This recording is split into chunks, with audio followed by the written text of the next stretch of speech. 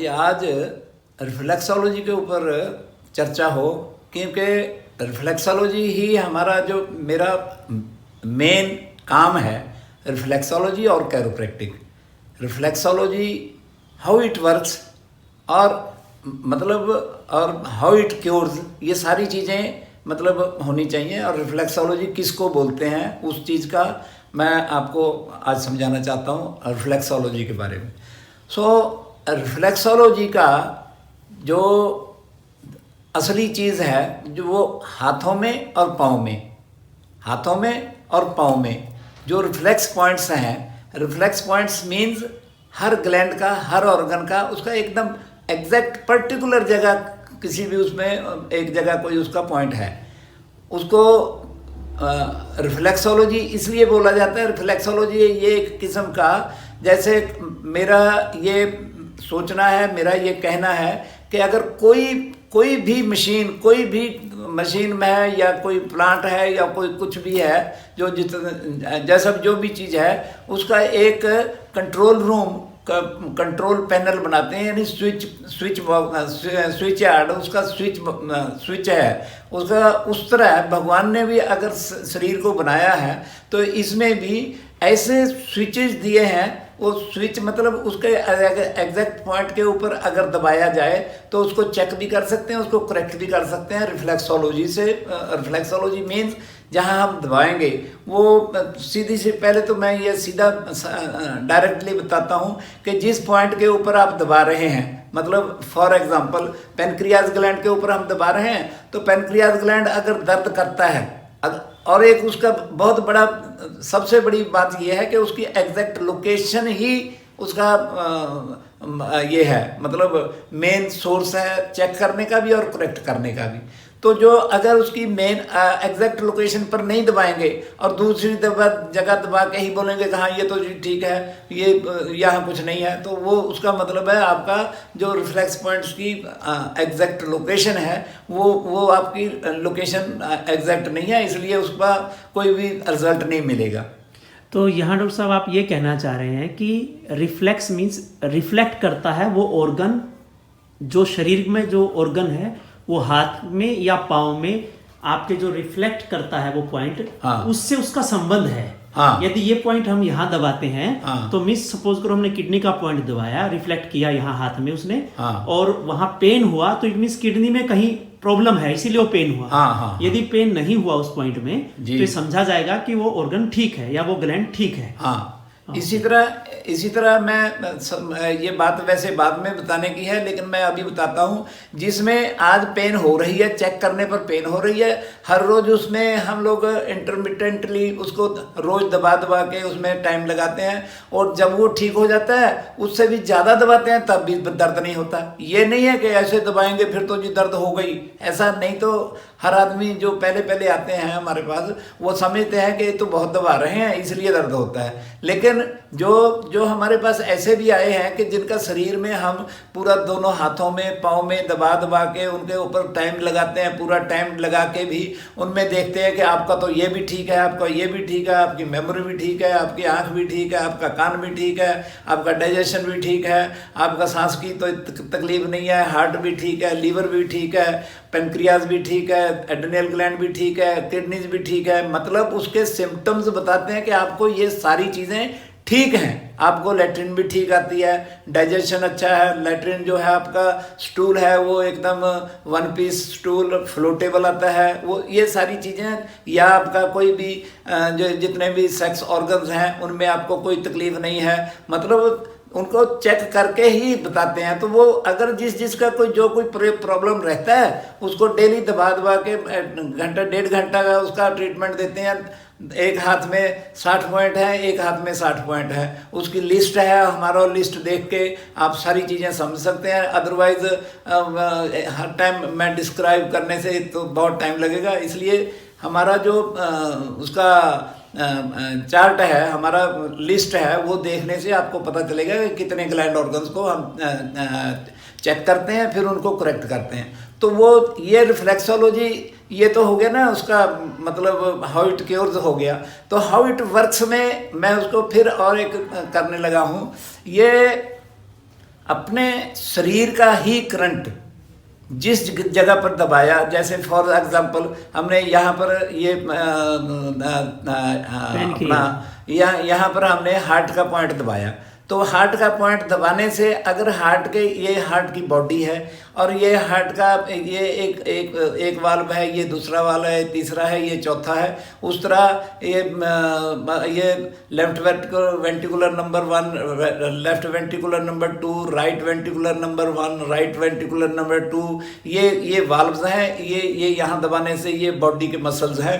अगर यहीं दबाने से होता है, इसका मतलब है हार्ट बॉडी में भी उसके भी मसल्स ठीक नहीं है, हार्ट बॉडी भी ठीक नहीं है।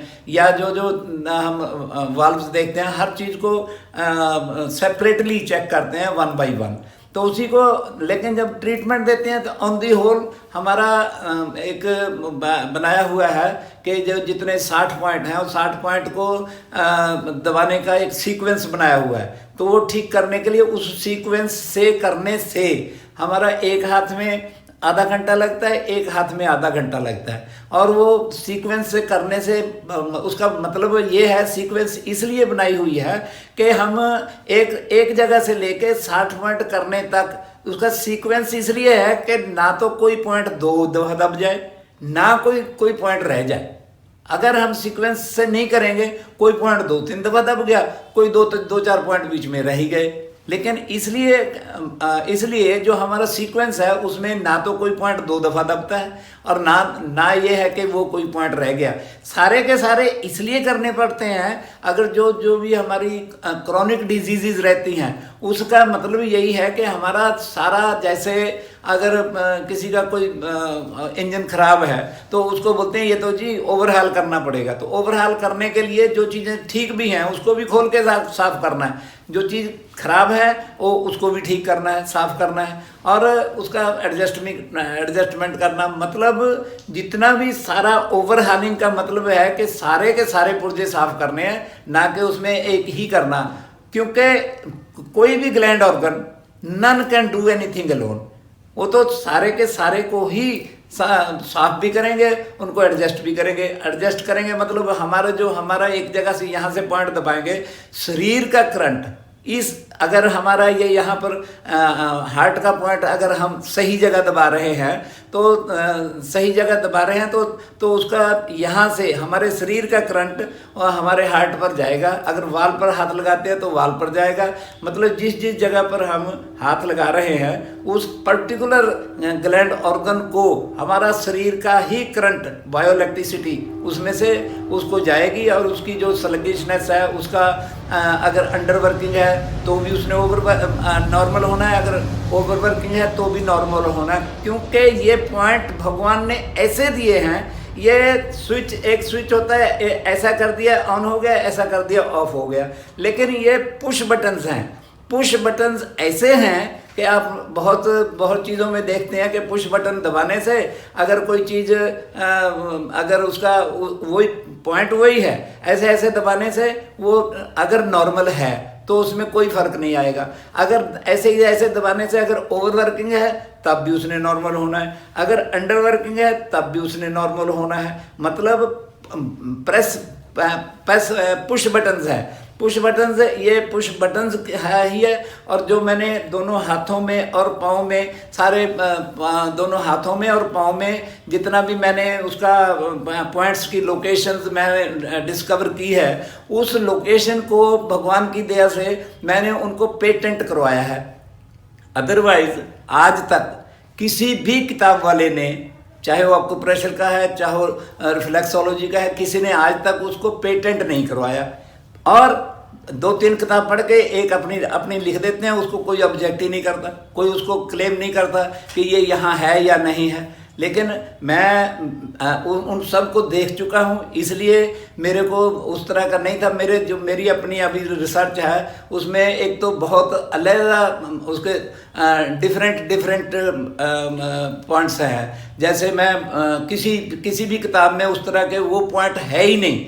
उसकी लोकेशन तो छोड़ो, लोकेशन तो बात अलग है, लेकिन उसका नाम भी नहीं लिखा हुआ, कोई गलती से भी कहीं भी नहीं लिखा हुआ। और जो लिखा हुआ है और उनकी मेरे हिसाब से उनकी लोकेशन हाथ में और पाँव में ठीक नहीं है, इसलिए रिजल्ट नहीं मिलता है। तो मेरा ये काम है कि मैं इसको नोइंगली वांटेडली जो चाहता हूँ वो कर सकता हूँ, क्योंकि उसके पॉइंट्स की लोकेशन मेरी अपनी है और मेरे को पता है कि मैं यहाँ से फलाने को ठीक किया, इसको इसलिए आगे आपको भी ठीक करेंगे, उसका पहले से ही पता होता है। इसीलिए कोई ऐसी ये नहीं है। जैसे जो चीज़ जितनी अगर डॉक्टर ने चेक की, अगर वो कॉमन डिजीज़ है तो वो बोलता है कि आप ये दवाई इतने दिन ले लो तो ठीक हो जाएंगे, और जो ठीक नहीं होती हैं उनको पहले ही वो बोलता है कि आपको तो अब ये हो गया है, अब तो आपको सारी उम्र दवाई खानी पड़ेगी। मतलब उसको पता है कि ये चीज़ ठीक नहीं होती।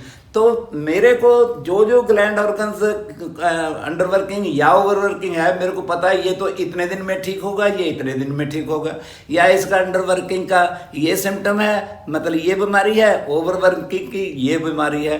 तो मैं उसको डायग्नोज करके पूरा टाइम लगा के डायग्नोज पूरा करके उनको ये बताते हैं कि आप इतने दिन में ठीक होंगे। वो जो मेरी जजमेंट है कि आप इतने दिन में ठीक होंगे, वो हम उसका एज को देखते हैं कि एज कितनी है, फिर उसकी बीमारी की स्टेज देखते हैं कि स्टेज कितनी है। जैसे कोई कैंसर अगर 4th क्लास माने 4th उसमें चला गया, मतलब 4थी स्टेज में भी चला गया, तो उसका हम एज भी देखते हैं साथ में, क्योंकि कम एज में रिजल्ट जो है फास्ट मिलता है। अगर उसका स्टेज वही है लेकिन उसकी एज ज़्यादा है तो उसको ज़्यादा टाइम लगता है। मतलब as per age of the patient, as per stage of the disease हमारा जो रिज़ल्ट है स्लो और फास्ट जो है वो एज और स्टेज दोनों के ऊपर ज़रूर एकदम काउंट करता है। तो ऐसा मतलब ये रिफ्लेक्सोलॉजी कोई ऐसी चीज़ नहीं है। और सबसे बड़ी बात है कि इसका अगर आप किसी को भी दबाते हैं तो हाथ में पाँव में दबाते हैं, चाहे वो हेल्दी है चाहे वो बीमार है, उसका कोई साइड इफ़ेक्ट नहीं है। ये सबसे बड़ी बात है। अगर कोई दवाइयाँ लेते हैं तो जिस चीज़ से ठीक नहीं हो रहे उसको फिर दोबारा दूसरी दवाई लगा दी, दूसरी से ठीक नहीं हुआ फिर तीसरी लगा दी, तीसरी से लगा दी, चौथी लगा दी, उससे ठीक नहीं हुआ वो थेरेपी ही चेंज कर देता है। थेरेपी मतलब पहले आयुर्वेदिक ले रहा है, वो फिर होम्योपैथी में चला गया, होम्योपैथी से भी ठीक नहीं हुआ वो एलोपैथी में चला गया। तो ये जितनी दवाइयाँ ले रहा है अगर जिससे ठीक नहीं हुआ, ये डेफिनेटली उनको बोलते हैं उन चीज़ों का साइड इफ़ेक्ट ज़रूर होता है। और साइड इफ़ेक्ट होने का क्यों नहीं होगा? कोई डस्टबिन तो है नहीं कि चलो जी कोई बात नहीं, ये डाल दिया, इससे ठीक नहीं हुआ, आप दूसरी दवाई दे दो। दूसरी दवाई देंगे तो उसका मतलब है उसने साइड इफ़ेक्ट भी जरूर करना है। हाँ जी। सो डॉक्टर साहब मैं ये कह रहा था, सपोज करो आपने हार्ट का पॉइंट दिखाया, हाँ जी, मेरे को हार्ट में प्रॉब्लम है, हाँ, तो क्या मैं सिर्फ और सिर्फ हार्ट के पॉइंट को दबाकर हाँ, अपना हार्ट को दुरुस्त कर सकता हूँ? हाँ, ये सबसे ठीक क्वेश्चन है आपका। देखो जो हार्ट है वो हार्ट ऐसी चीज है भगवान ने बनाई हुई, अगर इसकी सप्लाई ब्लड की प्योरिटी, क्वांटिटी और जो हमारा इलेक्ट्रिसिटी है, करंट, अगर उसको सही मिलता है, हार्ट खराब हो ही नहीं सकता। ये मिनिमम 100 ईयर की चीज़ है। ये जैसे गाड़ियों में कोई ऑयल पंप होता है, आप दुनिया भर की गाड़ियां चलती देख रहे हैं, किसी में आज तक रास्ते में देखा कि फलानी गाड़ी का कोई ऑयल पंप फेल हो गया, ऑयल पंप खराब हो गया और जो सूखा चल गया, ये तो जी इंजन का भट्टा बैठ गया। ऑयल पंप इंसान का बनाया हुआ खराब नहीं होता, तो ये तो भगवान का बनाया हुआ है। ये इलेक्ट्रिकल पंप है, डबल चैम्बर्ड है और ये खराब होने वाला है नहीं, अगर इसको ब्लड की सप्लाई पूरी मिले और क्लीन मिले उसी तरह ये। तो इसलिए ये अकेला कैसे ठीक होगा? जो सप्लाई पूरी नहीं है तो भी उसका उस चीज़ को देखना पड़ेगा। अगर ब्लड हमारा प्योर नहीं है तो उसका प्योरिफिकेशन कहाँ से होता है, किडनी को ठीक करना पड़ेगा। जबकि प्रॉब्लम हार्ट की है, खाली हार्ट को दबाने से ठीक नहीं होगा। उसका समझो जैसे किडनी है, प्योरिफिकेशन करती है, सारा कचरा निकालती है, वो कचरा नहीं निकलेगा, वही कचरा तो आके वाल में जमता है। मोटी सी बात बता रहा हूँ। तो वाल्व को अगर बोलेंगे कि वाल्व मैला हो गया, लाओ जी इसको साफ कर दें, वो तो 15 दिन में फिर उस तरह का हो जाए, क्योंकि उसका ब्लड तो पहले भी प्योरीफाई नहीं था, उसमें जो कचरा था वो वाल्व में जमा, और वाल्व साफ करने से कैसे ठीक होगा, दोबारा फिर होगा। उसी तरह हमारा जो शरीर का वोल्टेज है, जैसे हार्ट के लिए अगर बात चली है, तो हार्ट में अगर हमारी वोल्टेज ही कम है, तो वोल्टेज कम होने से अगर हमारा heart tip tip tip tip करता है, मतलब वो जोर से हार्ट बीट नहीं है, तो वो उस चीज़ को भी हमारा बायोइलेक्ट्रिसिटी पूरी करनी पड़ेगी। बायोइलेक्ट्रिसिटी पूरी करने के लिए जैसे मैं हाइपोथैलेमस के चैप्टर में बताया है कि हाइपोथैलेमस ही है जो इनर बैटरी को चार्ज करता है, चार्ज करने के लिए नींद ले आता है, नींद ले आने के लिए हाइपोथैलेमस ही काम करता है। तो सारा इसलिए ऐसा नहीं है कि एक ही चीज़ को ठीक करने से जो कोई बोल देते हैं ये फलानी चीज़ का है, ये यहाँ दबा लो जी, वो एक अकेला काम कर ही नहीं सकता। जैसे थायराइड है, थायराइड भी अगर तब ठीक होगा जब पिट्यूटरी ग्लैंड ठीक होगा, क्योंकि थायराइड को चेक करने के लिए जब जाते हैं तो वो TSH हार्मोन को चेक करते हैं। तो TSH जो हार्मोन है, प्रोडक्शन तो है पिट्यूटरी ग्लैंड की, और थायराइड को ठीक रखने के लिए है। तो थायराइड ठीक तब रहेगा अगर हमारा TSH हार्मोन ठीक होगा। तो TSH हार्मोन को ठीक करने के लिए हमें पिट्यूटरी ग्लैंड को ठीक करना पड़ेगा, ना कि हम खाली उसी को एक कोई दबा के ठीक कर लें। इसीलिए जितने भी ग्लैंड ऑर्गन्स हैं सारे इंटररिलेटेड है, और इंटररिलेटेड होने की वजह से ही सारों को ट्रीटमेंट देनी पड़ती है, उसमें टाइम जरूर लगता है। जी हाँ। तो आप ये कहना चाहते हैं कि भाई एक ग्लैंड या ऑर्गन अकेले में ठीक नहीं हो सकती, इनका आपसी संबंध होता है। हाँ जी। तो हमें इस रिफ्लेक्सोलॉजी में भी ये भी समझने की ज़रूरत रहेगी कि भाई कौन सा ग्लैंड्स किससे कनेक्टेड है, कौन उसका बॉस है, कहाँ से ये बनता है, कौन ये रिलीज़ करता है। तो उसी बेस पर मतलब ओवरऑल जैसे आपने बताया 60 पॉइंट एक हाथ में है, हाँ। हाथ और पाँव सबको मिलाए तो 240 पॉइंट है रिफ्लेक्सोलॉजी में, जी आपके हाँ। अनुसार, जी हाँ। जो आपने पेटेंटेड करा है। हाँ जी।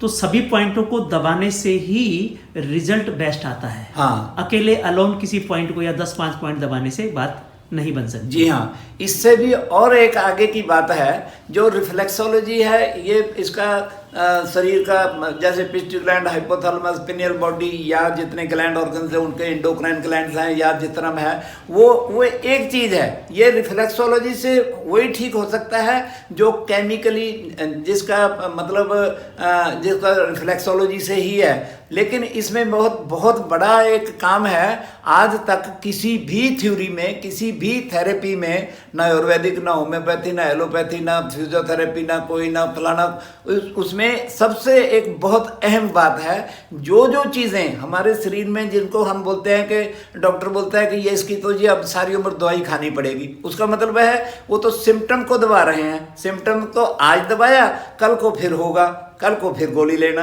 परसों को फिर होगा। तो उस सिम्टम को ठीक करने के लिए उसका मतलब है कि उसका तो सिर्फ ये नहीं है कि उसके ये रिफ्लेक्स पॉइंट दबा के ठीक कर दें। उसका जो स्पाइन है, स्पाइन के अंदर जो जितना सारा सिस्टम है, वो ऐसा है कि जैसे मैं आपको समझाता हूँ कि जैसे फॉर एग्जांपल हमारा ट्यूबवेल अगर ठीक है, अगर ट्यूबवेल ठीक है तो ट्यूबवेल से जो नाली खेत में जा रही है, वो खेत में जाते हैं, मतलब उसी तरह स्पाइन के अंदर से जो हमारा फ्लो जा रहा है, ड्राइविंग फोर्स का, बायोइलेक्ट्रिसिटी का और ब्लड सप्लाई जा रही है, तो उसमें सबसे अहम बात है कि वो सारे खेत के हिस्से को पूरा जाना चाहिए, जितना चाहिए उतना जाना चाहिए।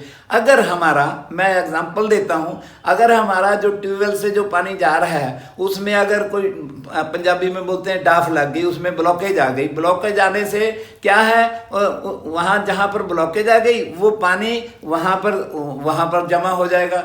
तो जो साइड में जहाँ जमा हो गया वहाँ तो ज़्यादा पानी हो गया, वो फसल ज़्यादा पानी से मरेगी।